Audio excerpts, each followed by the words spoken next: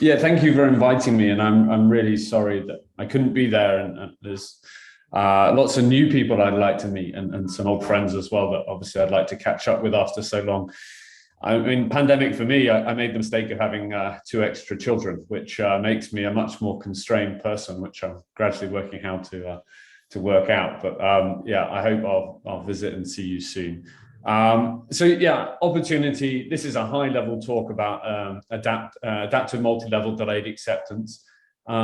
This is very correlated to multi-level MCMC, but there's some interesting developments which sort of make you look at the original algorithm that Rob and I supported developing, and some advances which practically make it, from my experience, a more sound methodology. But with it also comes with practical challenges, how you parallelize. And Rob sent me a message to ask you an open question. So in thinking about this, my open question is going to be like, how do you effectively parallelize these strategies? Because that's probably their weakness, right? I'll be upfront. Just to say, as Turing always required me to do this, this is work funded by my Turing AI Fellowship, so it's supported by the National Institute of Data Science and AI, but it's very much collaborative work, and I'll explain who the players are.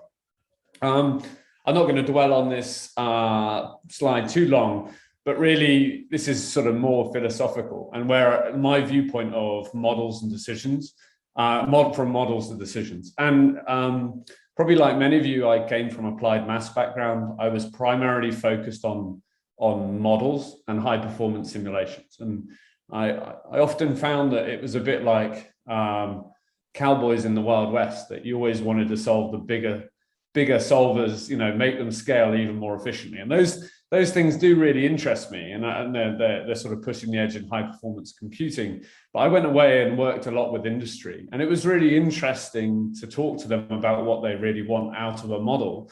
Do they want the perfect model? Often not. They want support in making decisions. Do they want an exascale output? They definitely don't. And some of the collaborators that Rob and I work with want it on an Excel spreadsheet. So this is a challenge. Do they want to understand what happens on average? And the interesting thing, particularly the applications that I look at, are about safety critical. So actually, when you talk about quantities of interest, often they're in the tails of distributions, which make these sort of frameworks, more challenging. So ultimately, I guess my philosophy and the viewpoint that I'll come at this with is I want models and data to sing together, and ultimately they're there for industry to make decisions, right? So there's no point having this fancy mathematical simulation in the absence of it not supporting you making a good decision. And unlike sort of this explosion in deep learning, I really want to do it based on physics. I think that we have this wonderful prior, which is our knowledge of physical systems. And in the absence of data, we should revert to our knowledge, our understanding of fundamental physics, but model with an appropriate level of uncertainty. And I guess that's how the two sing together. Just to say, this work, it's very much a team sport. You'll know the chap on the right very well. Mikkel was my PhD student when he did this, and now my postdoc, and he did a lot of the hard work with this. He's also online in this workshop, so reach out for him. He's giving a talk tomorrow. And then the chap that looks like Father Christmas in the middle is Colin Fox, a very, very clever statistician, which has been a really fruitful interaction. And actually, in delayed acceptance was, his original work was sort of, he started this very simple concept of delayed acceptance, which we've built on. So just to put some terminology, basically, we're interested in systems where we have limited observations of a system. So this is described by this vector D, and we have a mathematical model, so forward model, which is basically an operation which takes in parameters theta, and then maps towards predictions of our data D. We can connect our model and data, so we can look at the difference between these two. And as most people do for simplicity, but it's not necessarily a requirement, I can say that this is a zero mean Gaussian with some some variance, which could be unknown or could be specified. So standard setting that we have some prior knowledge of our parameters, and we denote this by pi of theta.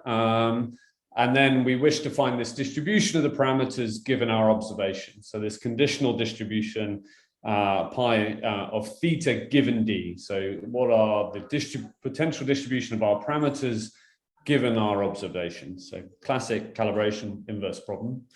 And also, I guess many of you we use the same idea that we're actually often not just interested, we might just be interested in those parameters for calibration reasons, but we could just be interested in some functional of the output. So this is essentially a mapping via our model from theta to some q. This could be a vector, it could be a scalar. We might be interested in various things about this. So here we're going to talk about the expectation of it. It could be, I mean, you could pick Q to be sort of the expectation. It could be some moment or some failure probability in the tail. So it could be, it's completely rich, but you can compute statistics about this distribution that will come out of Q. Okay, so really high level, what do I mean by Metropolis-Hastings? I'm not going to talk through the algorithm, I'm going to talk through the picture, just so we're on the same page. But the picture basically, the blue represents a parameter space in 2D. And basically, one way to sample from this conditional distribution is to use Metropolis-Hastings. So I basically randomly start somewhere in that space. I make a proposal by a proposal distribution, and then I either accept or reject that. So in this little picture, the blues represent accepted proposals, the greens represent rejected. But essentially, I accept with if it's better, I accept with a probability of 1. So if my new proposal fits the data better, I accept it with probability of 1. If it doesn't fit it as well, then essentially I accept with this this special ratio. And so the method proceeds in this way. I make a proposal, I accept. I make a proposal, I reject. I make etc. And the result is essentially a Markov chain, which comes from this conditional distribution. And as you see, it sort of walks around high regions of likelihood. So to regions where my model better fits my data, and the distribution that comes out is exactly samples from this conditional distribution that I'm afterwards. So what are the good things about it? So it's simple. So even when I teach this, you can get them to code it up even within the lesson you're doing it. It is a really simple method. It simulates a fixed stationary. So it basically repeated iterations of this results in a homogeneous Markov chain, which is in detail balanced with the distribution that you're trying to target. And that comes with relatively mild conditions on your proposal distribution and your starting point. So very simple method, can be easily done. If you've ever tried to do this in practice, you'll know actually if you were recommending this as an algorithm as a starter, it's probably not well advised. Like in its vanilla form, it is extremely difficult to actually, for reasonably challenging problems, to get this to converge and make sure you've got convergence to the distribution you want. So some of the challenges, obviously evaluating this, if underpinning this is some expensive PDE solve, obviously massively computationally expensive. So not really realistic for some of the big scale problems that we'd want to do, because to get, particularly in high dimensional spaces, you need to evaluate this model many times. The Markov chain is often extremely correlated. So obviously, even if I reject, then I will be in a situation where I have repeat samples, and they will be perfectly correlated over that, as long as I reject it. So actually, the effective number of samples you've got aren't like in the Monte Carlo setting where they're independent.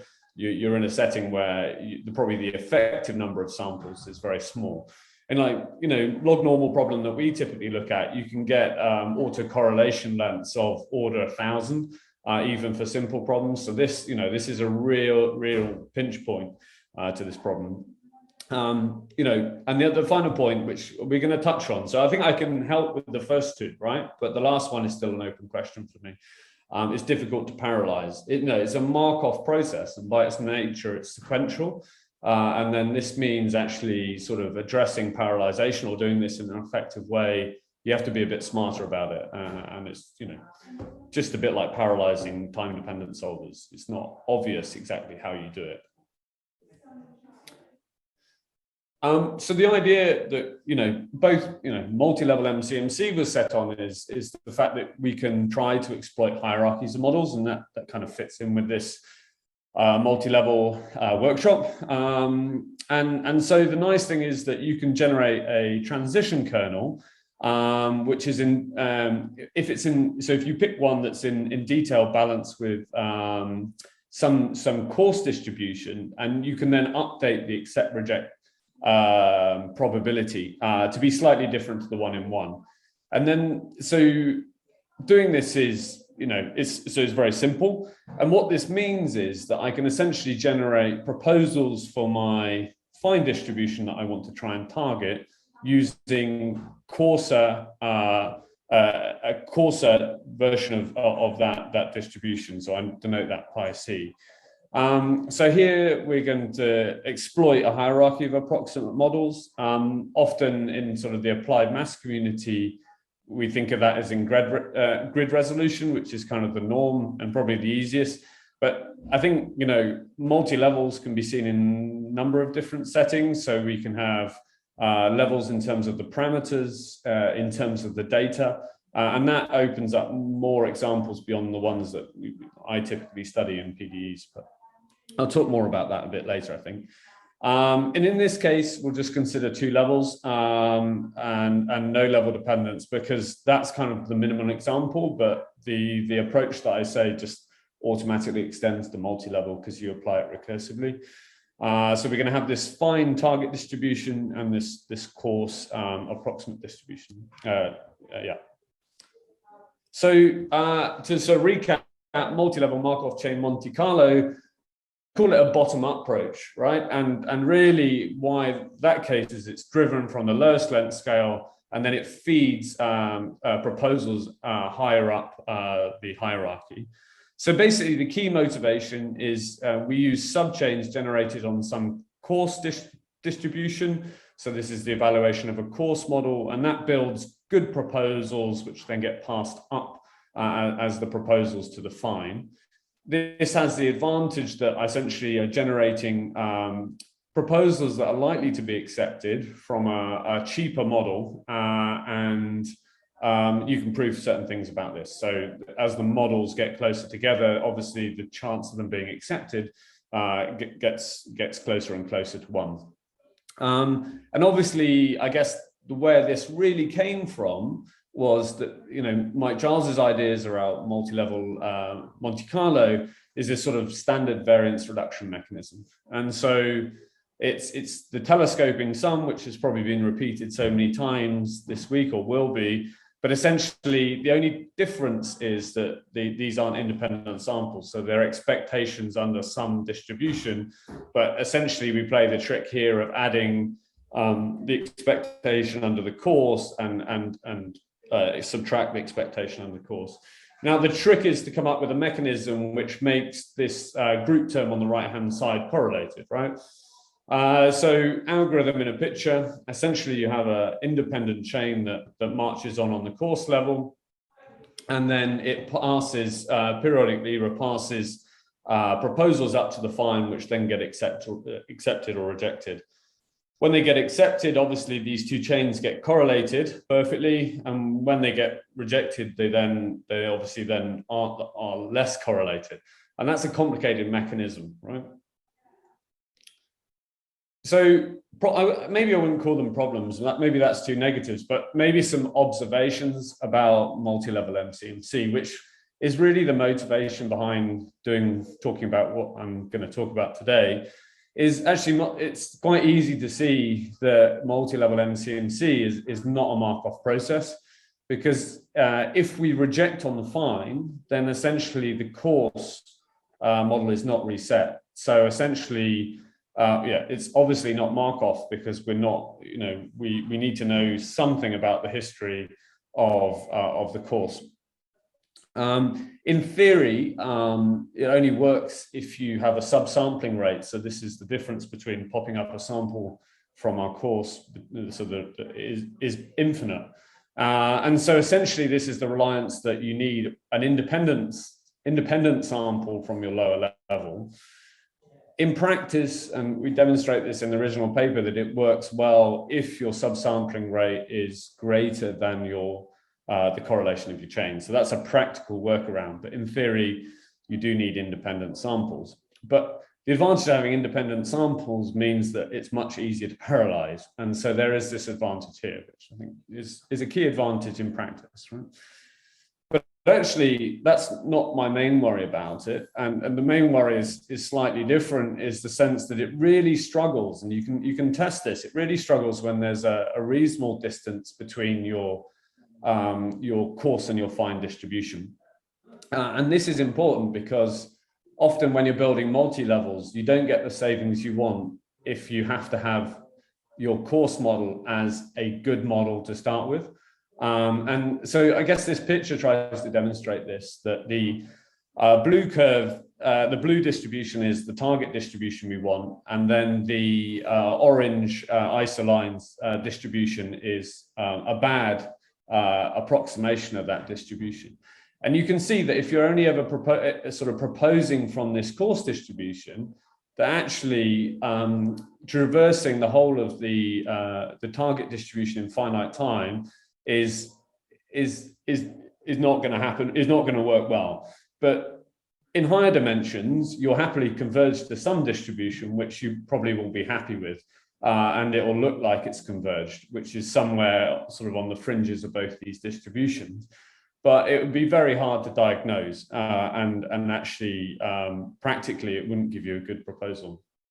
And you often see this, even in relatively simple problems. So how do we get around that? And that's where the adaptive part to our multi-level delayed acceptance comes in. So multi-level delayed acceptance. So this is really a top-down approach.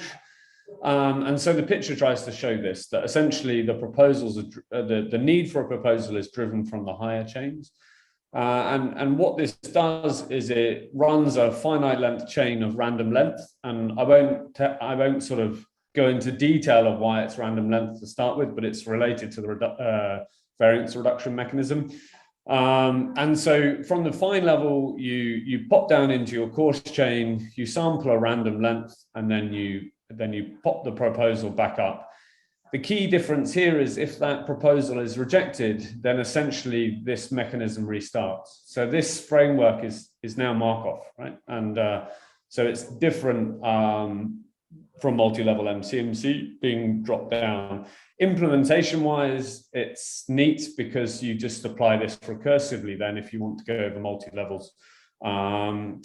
There is no requirement about what should drive that coarse chain. So often when I've been given a similar talk, people have asked, well, can I use Mala? Can I use Hamiltonian Monte Carlo? The answer is yeah. And if you've got something that needs a gradient, then essentially you're exploiting a cheaper approximation of your gradient. So like the advance is not sort of restricted to Metropolis-Hastings, right? This can accelerate any sort of setting that you have or method that you want to drive that coarse chain with. Broadly speaking, this is sort of hand wavy, but the cost of the saving is the difference between the cost and the fine and the coarse times the acceptance rate, which is typically high. And this generates a Markov chain, and you can prove detail balance to it. And I cover a bit of the detail, but more detail in our preprint. This is just a repetition of the algorithm, which I described in pictures, so I won't go over. But essentially, yeah, generating this random length subchain, and then essentially passing that to a proposal, and then having the standards accept, reject against this coarse distribution as you would with delayed acceptance. So to prove detail balance, I guess there's a number of components, but the first thing is that the original detail balance was actually just a single screening process. So you didn't actually have this subchain. But it makes sense to try and have a subchain because you can get a more independent sample, which is good. So the first lemma is really around that if you have two transition kernels, K1 and K2, and they're each in detail balance with a distribution, and K1 and K2 commute, then essentially the composition of these kernels is also in detail balance. So this basically allows you to construct subchains which are in detail balance by essentially applying this multiple times. And then the second is actually proving detail balance with the fine chain. So this coarse chain commutes with itself. So by induction, you just basically apply it n times, and that gives you a subchain which is in detail balance with pi c. The coarse distribution. You then, with the random subchain length, gives you essentially an effective mixture kernel. So if Pn is essentially the probability of having a chain of length n, then essentially you can just write just a simple mixture. And then you can apply the original lemma, which is basically how you do this accept reject, which gives you something in detail balance with the fine chain. So it's not complicated. It's sort of stitching multiple things by heart. But the good thing is, you can prove detail balance with this method, which is obviously what you want. So talking about variance reduction. So basically, the coarse chain doesn't actually come from pi c, and to see this, they're kind of like little mini burn-ins off this this sort of the fine distribution you've got. So actually, I mean, I called it a hybrid mixture distribution. Colin calls it a bastard distribution. But to see that, basically, if the chain is of length 1, then essentially it's perfectly coupled with the chain above it. If it's in the other extreme, if it was like the requirement for multi-level MCMC and it was infinite, essentially it would come perfectly from the coarse distribution. And then you're sort of living in this zone somewhere in between these two extremes, right? Which is actually just this hybrid distribution between the two. The nice thing about this then is that the variance reduction, when you write it down, essentially you can write it. So yeah, we denoted this sort of hybrid or bastardized distribution with a tilde. And then when I write the variance reduction standard formula for the variance reduction down, essentially by randomizing the length, these two then come from the same distribution. So it's an unbiased, and that's probably the key difference, or the nice little tweak that you can have, and you can sort of get around challenges that we had with multi-level MCMC. But this then becomes the driver. It's not obvious why you should have a randomized subchain length on your proposals, but this is the cause of it, so that these two come with the same distribution and you can cancel. Variance reduction is all very well, but actually, as a sort of a practitioner of multi-level MCMC and multi-level delayed acceptance, I would say this is the biggest take-home message for speeding things up. And so adaptive correction, so wrong models can be made less wrong, is one of Mikkel's favorite terms, and it's true, right? So there is a significant issue if there is a big difference between the fine and the coarse, and I already covered that. And now, so a really simple thing to do is say, well, actually, every time I dip between my fine and my coarse, I get this evaluation of how good I'm doing in terms of approximating the likelihood, right? And I could think that, well, a simple translation of my distribution in a mean and rotation and stretch could be easily achieved by evaluating the corrector on the fly. Right, and now everyone says, "Oh, could you build a neural net for this?" Yeah, you could, right? And could you build any other nonlinear function approximation? You could think of higher order terms. But all I'll say in practice, just a simple linear corrector to this, which is essentially, yeah, just a a mean Gaussian and a covariance which rotates this actually works in practice. And it's a form of kind of adaptive tempering, if you like, as well, that you can sort of inflate or stretch this.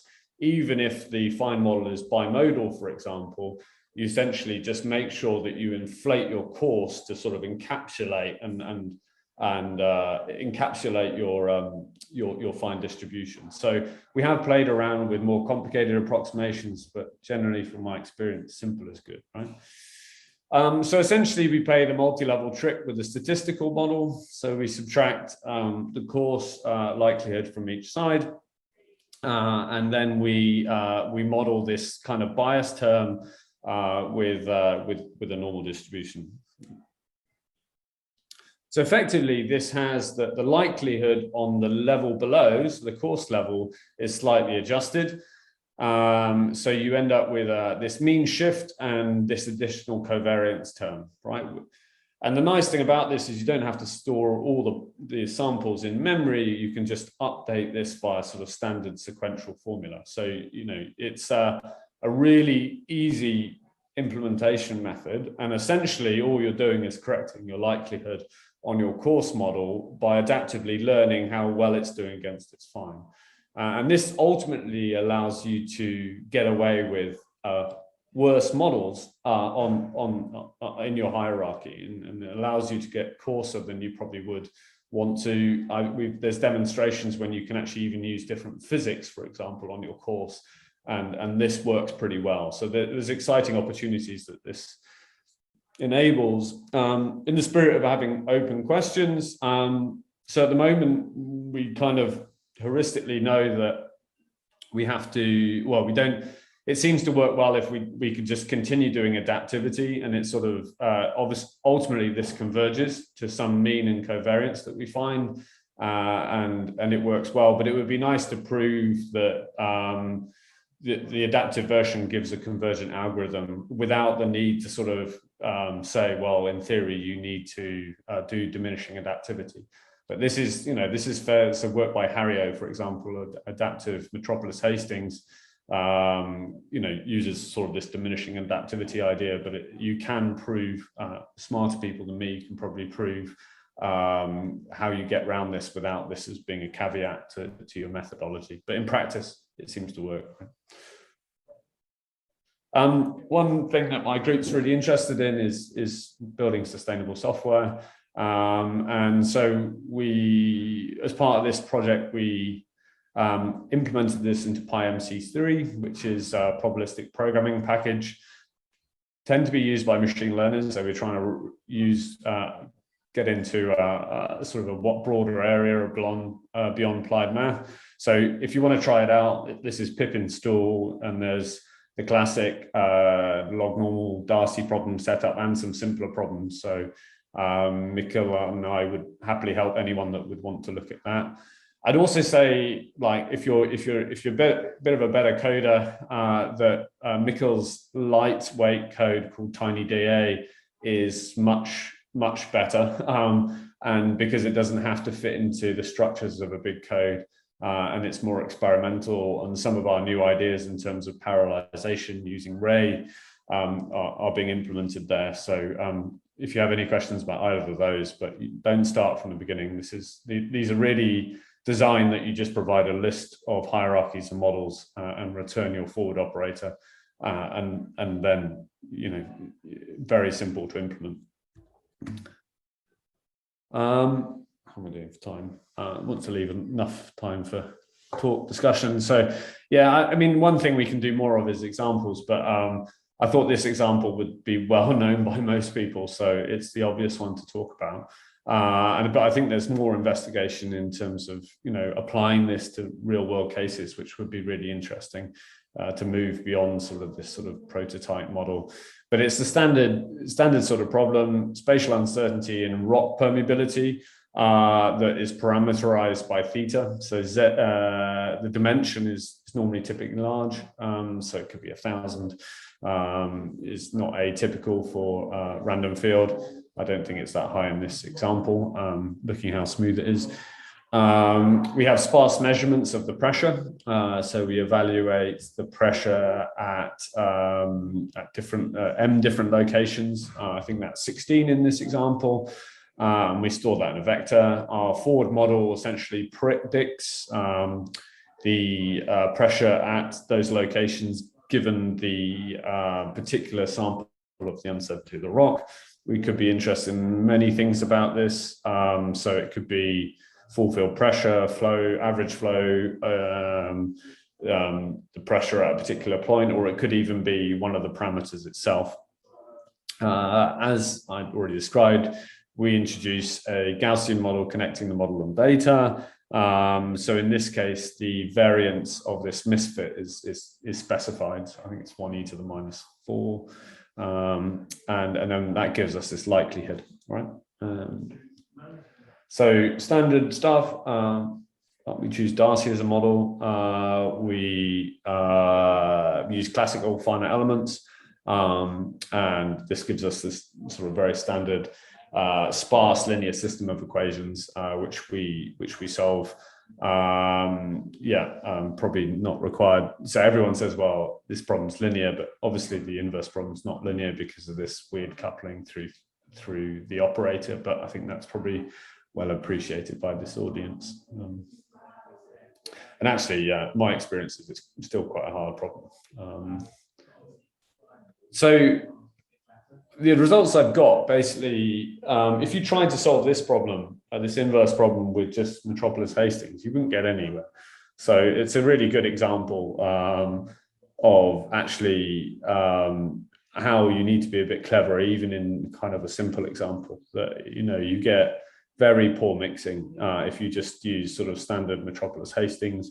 You can obviously use more fancy proposal distributions, but just with vanilla proposal distributions, even PCN, it's very difficult to get this to mix well.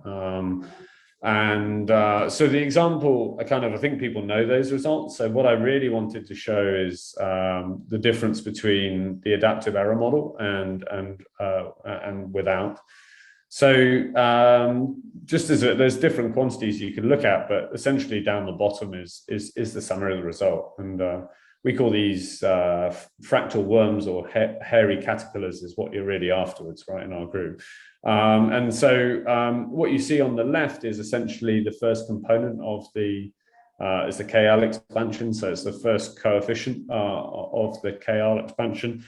And how it mixes over the 5,000 samples, right? And you see that, so this is a defined chain, right? And so obviously there's 2 levels below this.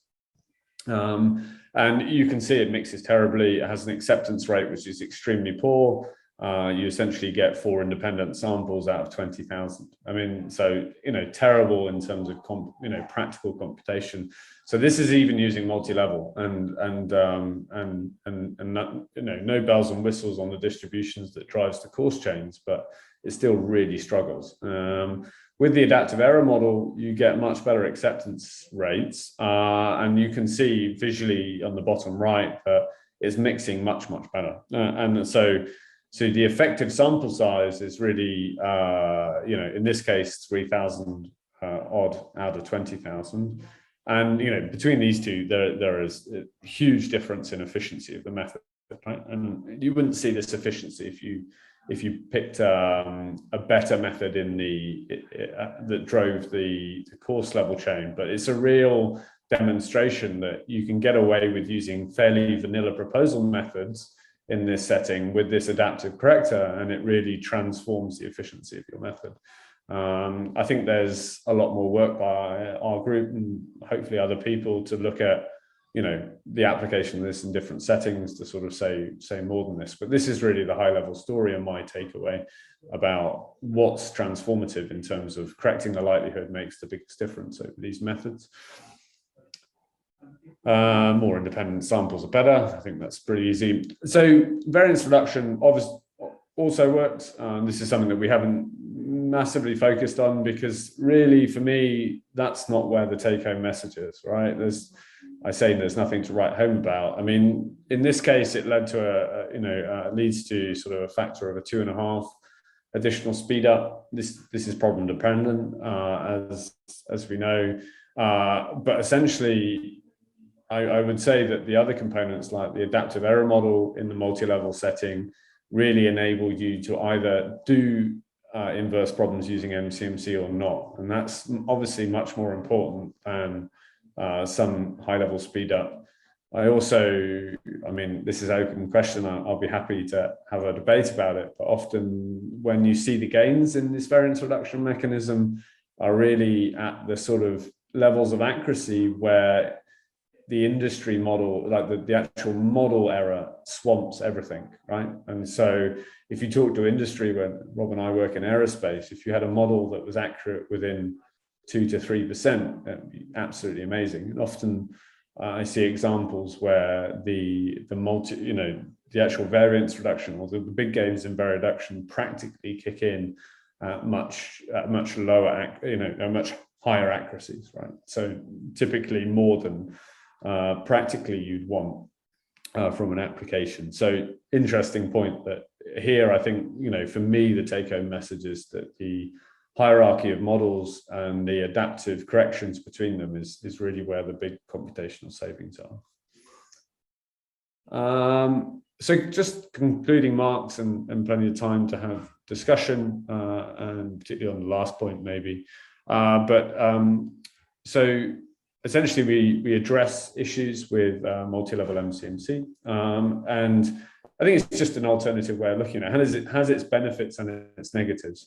So it's now you can prove detailed balance. You don't need this requirement that you must have very sufficiently long subchains. You can have chains of average length which are relatively small, and it still works, and it's still kosher as a method. So our experience, or my experience, is essentially the adaptive error model gives you the largest gains, and I think this is a really simple and fruitful area to push forward.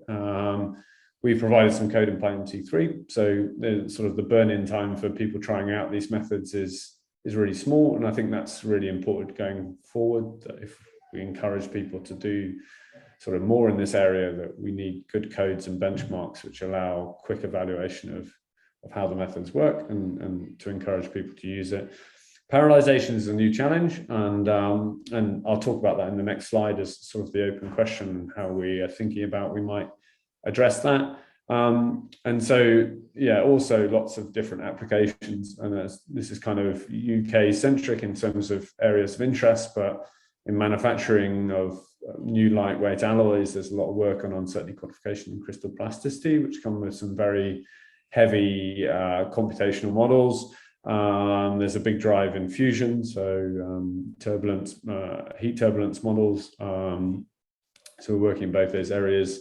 Trajectory prediction, so even in air traffic control, we're looking at using these methods in air traffic control, and reinforcement learning, or deep learning in general. So when I originally talked about different hierarchies of model, I think there's an interest in things like Bayesian neural networks, and training them is often done using very approximate methods. But actually, we've seen quite good speed ups to be able to do genuine MCMC, where the hierarchies are in levels of data, which is slightly a different view of using these methods than the sort of traditional PDE. So people seem to be, from the machine learning area, seem pretty interested in that as well. There are two publications. Probably the one that focuses, sort of the lightweight one, is the one that we presented at NeurIPS in 2020. And then Mikkel, myself, Colin, and Rob have recently submitted multi-level delayed acceptance MCMC to SIAM. There's a paper on archive which goes through all the details. So thoughts on parallelization, right? So the nice thing about multi-level MCMC is the course is independent.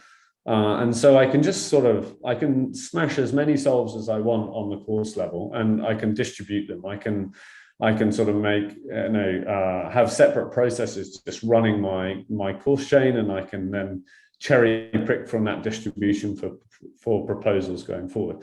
And that's really attractive. And I sort of, can imagine that beyond 2 levels, I can have multiple levels. They each have associated cost, and then essentially it becomes a scheduling problem with, with some kind of feedback on how I'm doing or where it's worth expending the effort. And there's sort of some heuristics around optimizing the number of samples I need for level, which can be helpful, or there are sort of simpler greedy version algorithms that I tend to use, which indicate how many samples you need on a level at any point in time. Obviously, because multi-level delayed acceptance is driven top down, you don't get this advantage, right? You kind of have to wait for the finest level to decide whether it's going to accept, reject, or or because otherwise you can't proceed. Or do you, is the question. And so the way that we've been thinking about parallelizing it is essentially you can make choices. You can essentially bet. I should have said bet or hedge, because bet's the more interesting one. So at the higher levels, given that there's a high probability of being accepted, you can essentially make a proposal, and before you run your phi model, you can essentially make a bet. And you basically say, well, given there's a certain probability, I will march ahead and start generating my next proposal ahead of time. And given that I'm likely to accept it, how far you should bet ahead is the thing that you need to work out. The other strategy, kind of the negative strategy, is you can hedge, right? So given that you can sort of have multiple independent chains that spawn off from your point on your coarse level, and you can use this to explore. And so you've got these two mechanisms to parallelize, hedging or betting, essentially, which you need to play off against each other. And at a sort of a simple level, I consider this as a form of multi-arm bandit problem that you essentially want to, you can compute things like costs on each level and acceptance rates, and you now essentially want to choose the appropriate strategy for hedge and betting according to what you observe on the fly. This could be more, so multi-arm bandit problems are quite easy to do and so attractive. You could be more complex. And so when I started talking about this at Turing, everyone was like, oh yeah, you could use reinforcement learning. I think you can. You could sort of have the idea of concept of a state, which was some kind of state-dependent acceptance rate that you kind of learn. My only thing is, how do you objectify, like, what's reward, what's good? And you could be sort of like, oh, statistically independent, or give you good statistics around it. But in my opinion, it's essentially probably for an individual problem, it's overkill, and just a bit like the adaptive error model, that something simple like a multi-arm bandit problem is probably in practice much easier to implement. I think one question that is interesting to me is if you solve a lot of similar problems, can you kind of learn a good strategy which you can transfer as your state? What is the heuristic strategy that's been learned from many experiences? So say as a group or a community, we run thousands and thousands of MCMC runs, then essentially, is there a way to learn a good policy in terms of hedging and betting? And then I can use that as I sort of immediately transfer that strategy, and then specialize on top of that for the particular run that I'm doing. And I think these probably more expensive reinforcement learning methods for learning these policies would be potentially there, where you would have many samples, and you're sort of collecting, sort of crowdsourcing good hedging and betting strategies for similar types of problems. But I think that's very much postulating and open-ended about a research avenue that we're kind of dipping our toes into at the moment.